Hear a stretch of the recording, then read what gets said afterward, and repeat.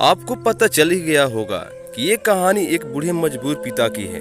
एक गांव में एक आदमी रहता था जो बहुत बूढ़ा हो चुका था, जिस वजह से उसे कम दिखाई देता था और बहुत कमजोर हो गया था। इसलिए अपनी बची कुची जिंदगी अपने बेटे के साथ बिता सके, इसलिए शहर में रह रहे उसके बेटे के घर रहने चला गया। बेटा एक शहर के छोटे मकान में रहता था। मकान तो उसका छोटा था, लेकिन उसके अंदर जो चीजें थी वो महंगी थी।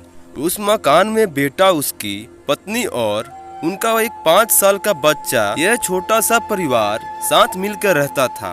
बूढ़े पिता के आने से उनके परिवार का एक सदस्य और बढ़ गया। ये पूरा परिवार रोज सुबह शाम डाइनिंग टेबल पर साथ में खाना खाया करता था। बूढ़ा पिता अपनी कमजोरी के चलते हमेशा खाने की चीजें नीचे गिराता रहता और कई बार कांच के बर्तन भी टूट जाया करते थे।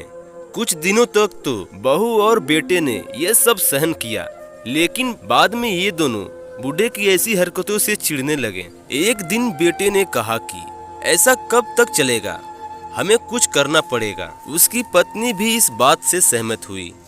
अगले दिन बेटा कहीं से एक पुराना मेज लेकर आया और घर के एक कोने में उसे लगा दिया और अपने पिताजी से कहा कि आप यहीं बैठकर खाना खा लिया कीजिएगा। उन्होंने एक लकड़ी का बर्तन भी बनवाया जिसमें वे अपने बूढ़े बाप को खाना देने लगे। अपने कांच के कीमती बर्तन बचाने के लिए अपने बूढ़े बाप को लकड़ी का बर्तन देने में उन्हें जरा भी शर्म नहीं आई।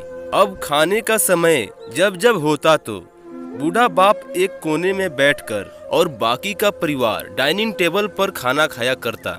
डाइनिंग टेबल पर बैठे बैठे दोनों पति पत्नी कभी कभी अपने बूढ़े बाप की तरफ देख लिया करते। बूढ़े बाप की आंखों में उन्हें आंसू नजर आते, मगर उन पर जैसे कोई असर ही नहीं होता। बूढ़े का पोता भी यह नजारा हमेशा देखता और वह अपने में ही खोया रहता।